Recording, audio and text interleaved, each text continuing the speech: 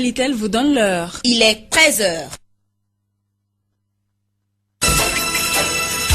Radio Kédou, le journal avec Sotelma Malitel.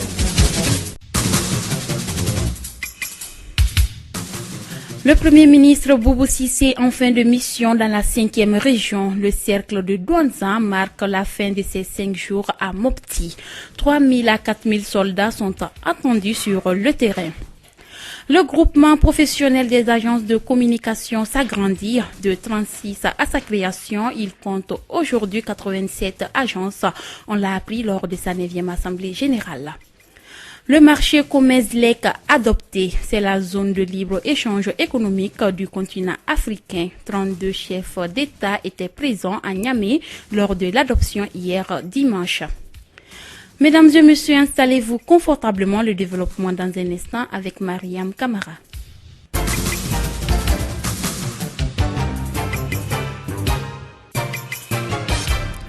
Bonjour à toutes et à tous et bienvenue dans la deuxième édition de Kédou Info. Je le disais tantôt, c'est par le cercle de Douanza que le Premier ministre a achevé hier dimanche sa tournée dans la région de Mopti.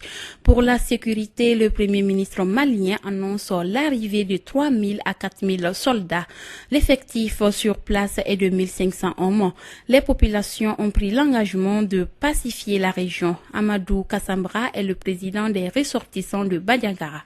Plusieurs rencontres, réunions, concertations se sont tenues ici à Bandiagara en ma présence et dans les communes rurales dans le cadre de la sécurité et de la réconciliation. On peut affirmer que tout a été dit sur la question. Nous devons continuer à réclamer la paix, à prendre toute initiative dès lors que cette paix ne sera pas concrétisée de façon définitive. Personne, je dis bien, n'est en mesure d'établir les causes des massacres perpétrés ça et là. Ce qui est certain, nous viendrons au bout de cette crise et les auteurs des barbaries seront vaincus très bientôt, puisque la volonté des filles et fils se donnerait la main pour ce faire. À l'unisson, nous devons bannir pardon de nos discours et messages tout propos de haine ou de division à l'endroit des différentes communautés. La réconciliation et la cohésion des communautés requièrent d'éviter l'amalgame de tout genre, de faire des représailles, d'éviter à tout prix la vengeance. Je formule auprès de vous une doléance capitale. À partir de cette visite du Premier ministre, tous vos gestes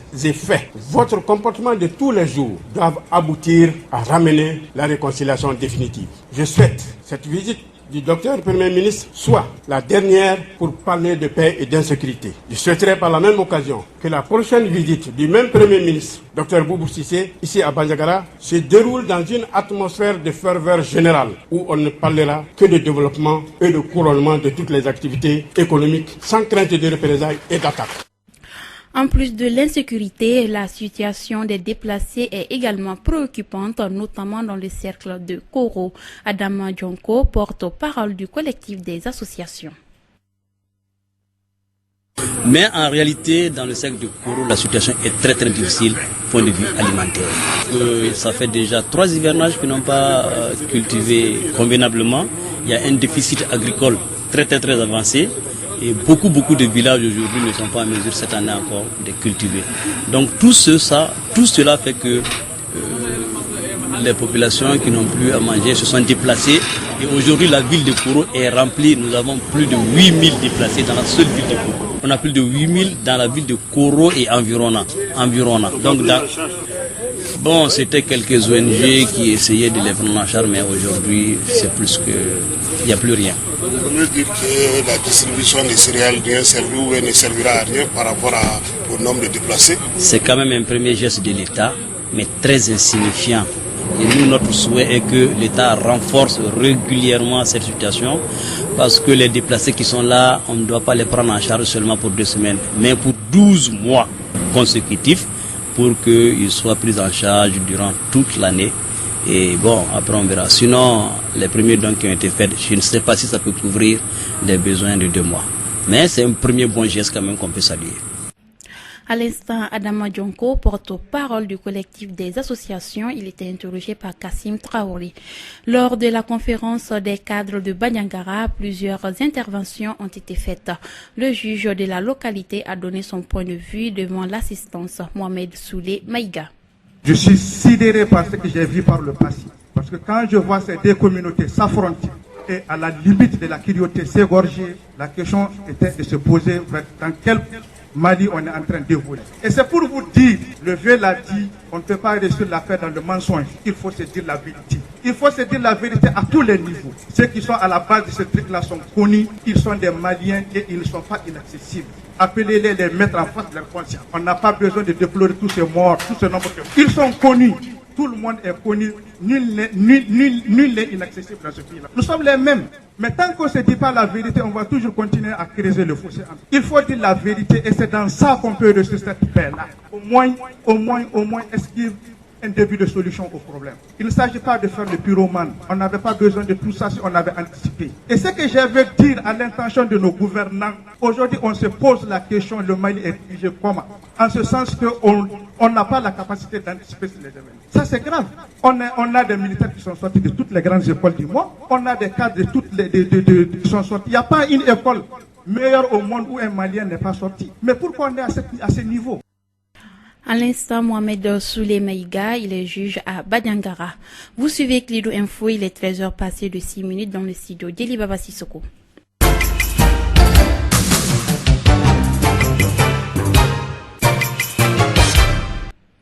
La zone de libre-échange économique continentale a été mise sur les rails ce dimanche soir dans la capitale nigérienne à l'occasion d'un sommet extraordinaire de l'Union africaine.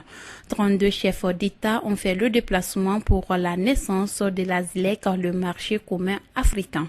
Les chefs d'État et de gouvernement ont donc officiellement lancé cette zone de libre-échange et se sont entendus sur certains des instruments à mettre en place pour permettre son fonctionnement, en particulier en ce qui concerne les offres tarifaires en ligne, le système de paiement numérique et l'Observatoire africain du commerce.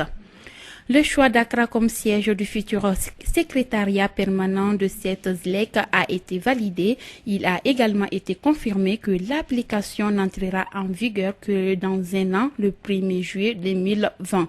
L'Érythrée n'a pas souhaité participer aux négociations sur la mise en place de la zone de libre-échange continentale pour cause d'état de guerre avec l'Éthiopie. Le climat des affaires dans l'Union économique et monétaire ouest-africaine UEMOA a évolué favorablement au terme du mois de mai 2019. Nous l'avons appris à travers les données de la Banque centrale des États de l'Afrique de l'Ouest, BCAO.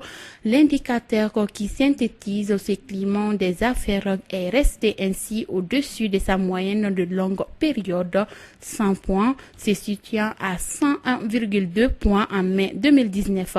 Il a poursuivi la tendance amorcée au cours des 2 précédents mois de 2019, se situant à 102,4 points en avril 2019 et 101,3 points en mars 2019. Selon la BCAO, cela montre une perception optimiste des chefs d'entreprise sur l'évolution de la conjoncture dans l'UEMOA. La Banque africaine de développement salue le financement de 40 millions d'euros, soit 45,5 millions de dollars octroyés par la Commission européenne à la facilité pour l'inclusion énergétique mise en place par l'institution africaine. Cette initiative a pour but le financement de mini-installations d'énergie renouvelable en Afrique.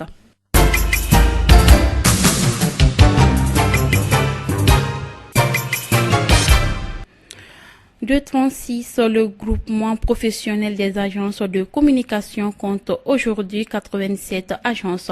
Le GEPAC a tenu en fin de semaine sa 9e assemblée générale. Cette organisation vise à promouvoir et protéger les intérêts de ses agences membres vis-à-vis des pouvoirs publics et organisations diverses à caractère officiel, privé ou syndical. Astan Jawara, reportage. Le groupement professionnel des agences de communication GEPAC, qui est la fêtière, a pu mettre de l'ordre dans l'exercice de leurs fonctions. Amadou Moustapha Diop, président sortant du GEPAC. Quand nous avons créé le GEPAC en 2010, c'était sur la base d'un certain nombre de constats. Il n'y avait pas de loi, sinon la loi de 1982 ne correspondait plus à la réalité de l'exercice de notre profession. Donc nous sommes mis ensemble pour créer un groupement professionnel qui avait pour objectif de défendre les intérêts de la profession. Donc le premier challenge qu'on avait, c'était de faire voter une loi qui va réguler le secteur. Vous savez que dans toute activité, quand il n'y a pas de loi, quand l'activité n'est pas régulée, c'est ce qu'on appelle l'informel. Donc nous voulions sortir de cette forme d'informel entre guillemets pour pouvoir exercer dans de bonnes conditions. Et cela est un acquis aujourd'hui.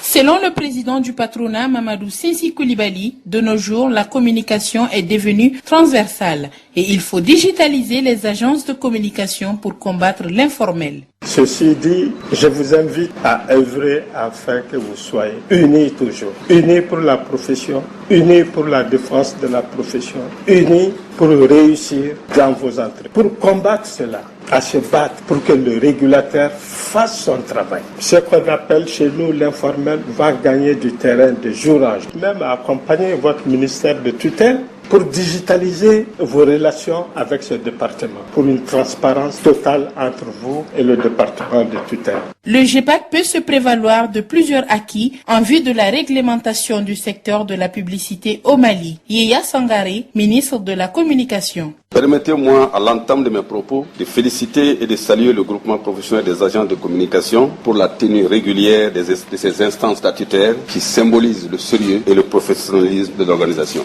Je viens de prendre à mon tour la décision qui met en place la commission chargée de conduire cette réforme importante du secteur. Votre Assemblée générale élective me donne l'occasion d'adresser un message au bureau du GEPAC, à travers lui, à toutes les entreprises qui opèrent dans le domaine de la publicité au Mali. Vous avez aujourd'hui tous les outils et tout l'encadrement juridique qu'il faut pour assainir votre secteur. La balle est donc maintenant dans votre camp. Pour mieux poursuivre sa mission de promotion et d'aide à la régulation du marché de la publicité au Mali, le groupement professionnel des agences de communication s'engage à relever les défis pour l'année 2019. Merci Asnan Diawara. À l'issue des travaux, Sidi Danyogo prend les commandes du GEPAC pour 3 ans. Le nouveau bureau s'engage à consolider les acquis du bureau sortant. Un nouveau kit de l'ONG de RAES Dakar qui utilise les médias pour véhiculer les messages. Ce kit a pour objectif de susciter un changement de comportement au sein de la communauté. Le projet est financé par les Nations Unies sur fonds français Muskoka. Après une formation des animateurs communautaires à l'utilisation de ces kits pédagogiques, une réunion du comité technique dénommée C'est la vie s'est tenue ce week-end à l'OMS Mali. On écoute la chargée de projet C'est la vie, Kadia Tousso, au micro de Fanta Diakité. C'est un kit qui est très complet, qui permet à l'animateur d'avoir des idées de questions, des idées de réponses, de savoir comment est-ce qu'on manage un grand groupe pour l'éducation par le divertissement. On a également un deuxième volet du kit qui sera plus au niveau des radios communautaires ou alors des radios nationales ou privées. C'est le guide radio qui permet de créer une émission radiophonique sur la base de C'est la vie. Vous savez, C'est la vie, c'est la série télé, mais on a également le feuilleton radiophonique qui comprend 31 épisodes et qui a été traduit en langue bambara en collaboration avec UNFPA Mali et le CINEX. Alors ce guide radio reprend un peu toutes les questions à poser, comment animer une émission, à quel moment l'animateur doit mettre la musique, quelles sont les thématiques qui correspondent. Et pour finir, le kit pédagogique se compose également d'un coffret éducatif qui a 7 ateliers thématiques et qui permettent ensemble d'agir sur les grossesses des adolescentes. Mais quelles sont les thématiques qui seront débattues parce que jusque-là, vous n'avez pas parlé de ces thématiques. Les thématiques sont la planification familiale et la contraception, la sexualité, tout ce qui est consentement, réciprocité et respect, les violences sexuelles, la puberté, reproduction et le mariage d'enfants. Et il faut dire qu'on a développé nos ateliers à l'intention des parents et également à l'intention des adolescents. À l'issue de cette formation, les animateurs qui sont venus de la région de Sikasso seront outillés en kit pédagogique. Ils vont recevoir des exemplaires du kit afin qu'ils puissent déployer des activités. Et au-delà de ça, aujourd'hui, on a tenu une rencontre d'un comité technique C'est la vie qui va être un ensemble d'ambassadeurs C'est la vie pour permettre de mener des activités en utilisant les outils. Chacune de ces structures seront également équipées en kit pédagogique pour aller sur le terrain. À l'instant, Kadia Tousso, la chargée de projet C'est la vie. Ni ni toute vie est une vie, c'est le thème de la première édition du colloque sur le droit humain de l'association Voix du Mali qui a été lancé ce week-end à Bamako au centre Djoliba. Cette première édition a pour objectif de lutter contre la discrimination et la violation des droits de l'homme sur toutes ses formes. Pour plus de précisions, écoutons Aïcha Diara, présidente de l'association Voix du Mali au micro d'Asta Diawara.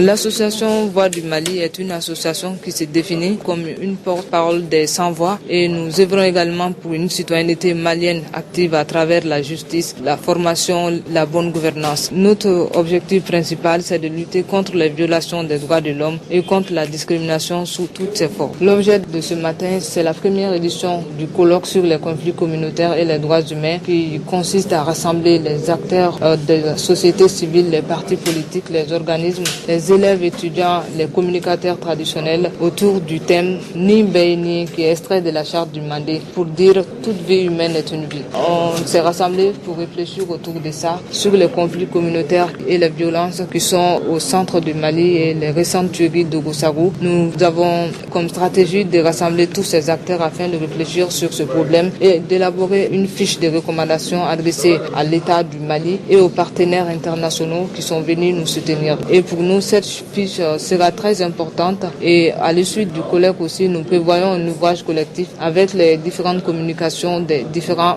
panélistes. L'appel que j'ai lancé, c'est juste l'unité.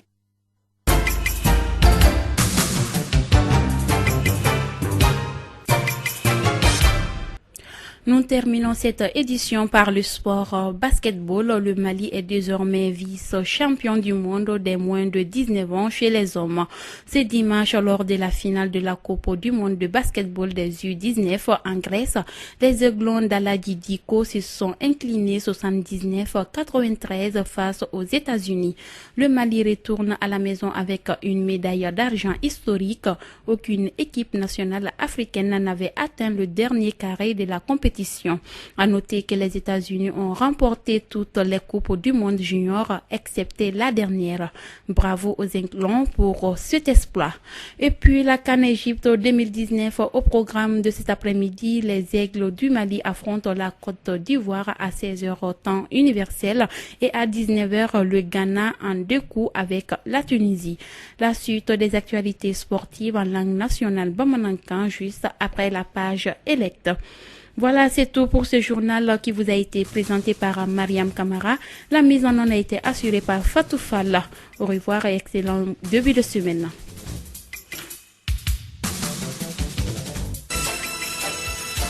Radio Kédou, le journal avec Sotelma Malitel.